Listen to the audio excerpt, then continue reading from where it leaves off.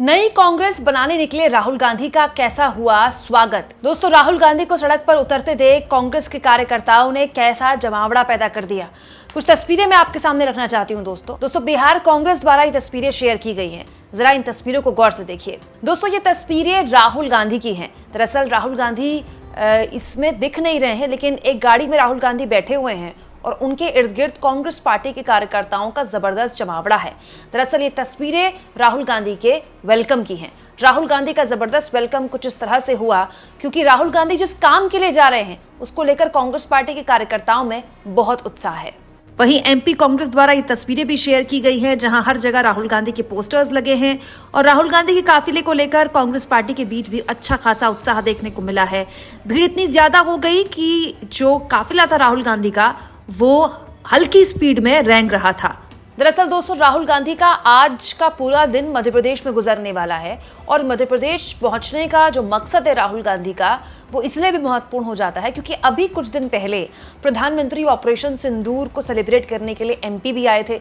यहाँ पर उन्होंने कई परियोजनाओं का शिलान्यास और उद्घाटन तो किया ही, साथ साथ में वैसे रैली भी की जो कि वो देश के अलग अलग हिस्सों में ऑपरेशन सिंदूर को लेकर कर रहे हैं और उसके बाद राहुल गांधी पहुंच जाते हैं। दोस्तों, राहुल गांधी यहाँ से कांग्रेस पार्टी का एक नया कार्यक्रम है संगठन सृजन अभियान, इसकी शुरुआत करने पहुंच रहे हैं और कुछ इस तरह से एयरपोर्ट में राहुल गांधी का स्वागत हुआ। एमपी के तमाम नेता वहां पर मौजूद थे और इसके लिए जीतू पटवारी, प्रदेश कांग्रेस प्रभारी हरीश चौधरी, तमाम पीसीसी के अधिकारी आपको इन तस्वीरों में दिख जाएंगे।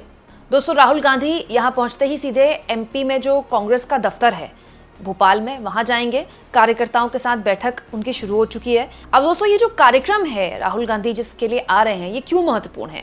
दोस्तों, दरअसल इस कार्यक्रम के तहत राहुल गांधी की जो ख्वाहिश है एक नई कांग्रेस बनाने की, उसको लेकर एक कदम वो आगे बढ़ा रहे हैं। दरअसल जिला अध्यक्षों की नियुक्ति सीधे हाईकमान इसमें इन्वॉल्व होगा। ये इस कार्यक्रम का एक बहुत इंपॉर्टेंट एस्पेक्ट है। दोस्तों, ये जो मीटिंग लेने वाले हैं राहुल गांधी, ऐसी जानकारी मिली है कि इसमें जिले के ऑब्जर्वर्स, जिला अध्यक्षों से राहुल गांधी बात करने वाले हैं और राहुल गांधी भोपाल में पॉलिटिकल अफेयर्स कमेटी समेत कई महत्वपूर्ण बैठकें भी लेंगे। दोस्तों, राहुल गांधी पिछले काफी दिनों से कांग्रेस की मीटिंग्स में ये बात कह रहे हैं कि जिला अध्यक्षों को ताकत ज्यादा दी जानी चाहिए। जो भी पार्टी टिकट्स फाइनल करती है वो कुछ लोग पार्टी के ऊपर बैठे होते हैं, वो टिकट फाइनल कर देते हैं, वही सर्वे कराते हैं, जिला अध्यक्षों से बात नहीं की जाती है। इसकी वजह से कांग्रेस का वो कार्यकर्ता जो जमीन पर कांग्रेस के लिए लड़ाई लड़ता है, ना तो उसको टिकट मिलता है ना टिकट बंटवारे में उसकी सुनी जाती है। तो जब जिला अध्यक्षों के पास कोई ताकत ही नहीं होगी और प्रदेश अध्यक्ष या आलाकमान के करीब नेता ही आपस में बैठकर ये तय कर लेंगे कि किसको टिकट दिया जाएगा, तो फिर जिला अध्यक्ष पार्टी का झंडा क्यों उठाएगा? इसीलिए ये कोशिश की जा रही है राहुल गांधी द्वारा कि जिला अध्यक्षों की ज्यादा सुनी जाए, जिला अध्यक्षों की पावर को ज्यादा पावर दी जाए, जिससे कि टिकट बंटवारे में जिला अध्यक्षों का सीधे दखल हो पाए। कम से कम ऐसे लोगों का चयन तो हो पाए जो पार्टी के लिए साल भर काम करते हैं। यहाँ मैं एक और बात बता दूं आपको दोस्तों कि राहुल गांधी का एमपी दौरा इसलिए भी महत्वपूर्ण है क्योंकि राहुल गांधी के हिसाब से एमपी में कांग्रेस पार्टी काफी मजबूत है बीजेपी के बनस्पत। ये बात सही है दोस्तों कि शिवराज सिंह चौहान के बाद से एक नया एरा शुरू हुआ एमपी में। वो एक लंबे वक्त तक मुख्यमंत्री रहे बीजेपी के और उन्होंने बीजेपी को बहुत विस्तार दिया और गुजरात के बाद एमपी वो राज्य बन गया जहां पर न केवल संघ का सीधा दखल है बल्कि एक ऐसा अभेद्य किला बन गया एमपी की भयानक एंटी इनकम्बेंसी होने के बावजूद भी शिवराज सिंह चौहान ने वहां से चुनाव निकाल लिया। हालांकि इसी दौरान कमलनाथ ने भी 15 महीने वहां सरकार चलाई है मुख्यमंत्री के तौर पर और उनकी सरकार कैसे गिराई गई ये भी सब जानते हैं। ज्योतिरादित्य सिंधिया ने बीजेपी के साथ मिलकर विधायकों को अपने साथ लेकर उसके बाद बीजेपी की वहां सरकार बन गई। शिवराज सिंह चौहान को दोबारा से सीएम बना दिया गया, फिर चुनाव हुए, फिर बीजेपी जीत गई। लेकिन दोस्तों, राहुल गांधी के हिसाब से एमपी में जो वोट शेयर है बीजेपी और कांग्रेस का उसमें बहुत बड़ा अंतर नहीं होता है। हाँ, ये बात सही है कि जब विधानसभा चुनाव की बारी आती है तो वहां जो सीटें हैं वो बीजेपी के बनस्पत कांग्रेस नहीं निकाल पाती। तो आज ऐसा हो सकता है कि ये जो बैठकें हो रही हैं इनमें विधायकों को भी बुलाया जाए और दोस्तों इन विधायकों से भी पूरी रिपोर्ट ली जाए। इसके अलावा दोस्तों बहुत जल्द राहुल गांधी चंडीगढ़ भी जाने वाले हैं। सुनने में आया कि चंडीगढ़ में जो उनका दौरा है वो हरियाणा में अभी तक जो हार के बाद की तकरार है कांग्रेस पार्टी के अंदर वो खत्म नहीं हुई है। अभी तक नेता प्रतिपक्ष भी कांग्रेस पार्टी वहां डिसाइड नहीं कर पाई है, तो हो सकता है उसको लेकर कोई बातचीत हो जाए। तो आप कह सकते हैं कि देश के अलग अलग हिस्सों में राहुल गांधी संगठन को विस्तार देने का काम कर रहे हैं। और दोस्तों ये जो तरीका है इसको लेकर बहुत से लोग सवाल उठाते हैं कि राहुल गांधी क्यों संगठन के लोगों से मुलाकात करते हैं, मल्लिकार्जुन खड़गे क्यों नहीं करते, कांग्रेस के अध्यक्ष तो मल्लिकार्जुन खड़गे हैं। तो दोस्तों एक्चुअली में ये जो मॉडल है ये बीजेपी का ही मॉडल है। देखिए बीजेपी के अध्यक्ष ऑन पेपर कौन है, बीजेपी के राष्ट्रीय अध्यक्ष जेपी नड्डा हैं। हालांकि वही बीजेपी के राष्ट्रीय अध्यक्ष भी हैं फुल टाइम, और वही देश के स्वास्थ्य मंत्री भी हैं। तो देश को एक फुल टाइम स्वास्थ्य मंत्री नहीं मिल पा रहा है पिछले 1 साल से। लेकिन दोस्तों ये तो सब जानते हैं कि बीजेपी में अध्यक्ष पद को लेकर कितनी तकरार मची हुई है। लेकिन देखिए बीजेपी के राष्ट्रीय अध्यक्ष जेपी नड्डा ही हैं, लेकिन बीजेपी के अंदर जो भी बड़े बदलाव होते हैं क्या वो अमित शाह की गैर मौजूदगी में हो जाते हैं? बीजेपी अगर किसी घटक दल से भी बातचीत करती है, चाहे महाराष्ट्र के चुनाव के दौरान अगर आप देखें तो जितने भी घटक दलों से बीजेपी बात कर रही थी अपने, सब में अमित शाह की मौजूदगी थी। इसके अलावा पश्चिम बंगाल में आप देखिए चुनावी सरगर्मियां तेज हो गई हैं, तो वहां भी अमित शाह ने अपने दौरे शुरू कर दिए हैं। इसके अलावा दोस्तों देश के दूसरे हिस्सों में भी जहां भी चुनाव होते हैं अमित शाह दौरे शुरू कर देते हैं। बिहार में भी अमित शाह ने जाना शुरू कर दिया है। ये बीजेपी का तरीका है। तो दोस्तों वैसे ही कांग्रेस पार्टी के अंदर राहुल गांधी ऑपरेट कर रहे हैं। राहुल गांधी संगठन को विस्तार देने की बात कर रहे हैं, देश के अलग अलग हिस्सों में जा रहे हैं, रैलियां कर रहे हैं, कार्यकर्ताओं से बात कर रहे हैं, विच इज़ वेरी इंपॉर्टेंट। और जो बड़े फैसले लेने होते हैं मल्लिकार्जुन खड़गे लेते हैं।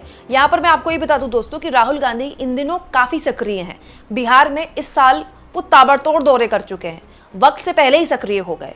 और दिल्ली चुनाव के दौरान मेरी कांग्रेस पार्टी के एक नेता से बात हो रही थी, ऑफ द रिकॉर्ड उन्होंने बताया कि दिल्ली चुनाव को लेकर तो खैर कांग्रेस पार्टी की कार्यकर्ताओं में नाराजगी थी कि राहुल और प्रियंका बहुत बाद में सक्रिय हुए, लेकिन ये नाराजगी कांग्रेस पार्टी के कार्यकर्ताओं की बिहार में खत्म हो जाएगी, क्योंकि बिहार में कांग्रेस पार्टी काफी सक्रिय रहेगी। जैसा कि हम देख भी रहे हैं, राहुल गांधी वहां जा रहे हैं, न केवल कार्यकर्ताओं से बातचीत कर रहे हैं बल्कि वहां पर खूब सभाएं कर रहे हैं, और उन सभाओं को मीडिया फुटेज भी मिल रही है।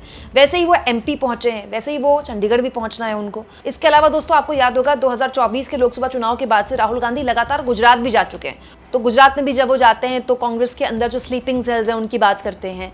ये बात सही है दोस्तों कि कांग्रेस पार्टी एक रिवाइव करने की कोशिश कर रही है। राहुल गांधी चाहते हैं कि जो राज्य का संगठन है उसको ताकतें मिले, लेकिन सिर्फ चाहने से कुछ नहीं होता। राहुल गांधी इस वक्त बहुत ताकतवर हैं कांग्रेस पार्टी में। राहुल गांधी सबसे बड़े पोस्टर बॉय हैं कांग्रेस पार्टी के। तो दोस्तों ये आलाकमान की जिम्मेदारी है कि वो ऐसे पेच सबसे पहले टाइट कर दे जिनको लेकर कांग्रेस की न केवल किरकिरी हो रही है बल्कि जनाधार भी कमजोर हो रहा है। हरियाणा एक ऐसा राज्य है जहां पर कांग्रेस क्यों हारी, इसको लेकर कांग्रेस अब तक ठीक से जवाब नहीं दे पाई है। एक जीता हुआ चुनाव कांग्रेस पार्टी ने बीजेपी को तश्तरी में परोसकर आगे दे दिया। और सबसे हैरान करने वाली बात है कि जिस गुटबाजी को दुनिया ने देखा, उस गुटबाजी के लिए अभी तक किसी पर गाज भी नहीं गिराई गई है। और तो और हरियाणा को एक प्रदेश अध्यक्ष तक नहीं मिला है। दोस्तों ये बताता है कि कांग्रेस पार्टी के अंदर जो आलाकमान की ताकत है वो वैसी नहीं है जैसी बीजेपी के अंदर है। एक वक्त था जब कांग्रेस में आलाकमान की बड़ी ताकत हुआ करती थी। आलाकमान चाहता तो किसी से भी मुख्यमंत्री का पद भी मुख्यमंत्री से इस्तीफा दिलवा देता था, लेकिन अब वो नहीं है। अब तो यह हाल है कि दोस्तों कि आलाकमान अगर ये कह दे कि फलाना फलाना नेता किसी विदेशी डेलीगेशन में नहीं जाएगा तो वो सुनते भी नहीं है, वो चले जाते हैं अपने हिसाब से। तो ये बैठकर राहुल गांधी सरीखे पूरे कांग्रेस पार्टी के आलाकमान, चाहे वो मल्लिकार्जुन खड़गे हो, चाहे वो सोनिया गांधी हो, चाहे वो राहुल गांधी हो, उनको बैठकर भी मंथन करना चाहिए कि आपको नीचे से ऊपर और ऊपर से नीचे हर तरह के बदलाव करने हैं। क्यों? क्योंकि आप एक ऐसी पार्टी से लड़ रहे हैं, बीजेपी, जो साम दाम दंड भेद हर तरह की लड़ाई लड़ने के लिए तैयार है, और वो लड़ रही है। एक ऐसी पार्टी जो साल के 365 दिन चुनावी मशीन में तब्दील हो चुकी है। उसके अपने प्रोज एंड कॉन्स हो सकते हैं, लेकिन कांग्रेस पार्टी को ये समझना होगा कि केवल कुछ दौरों या मीटिंग से काम नहीं चलेगा, और ये काम अकेले राहुल गांधी नहीं कर सकते हैं। इसमें सबको साथ आना होगा। आपको क्या लगता है दोस्तों, क्या राहुल गांधी ये कर पाएंगे?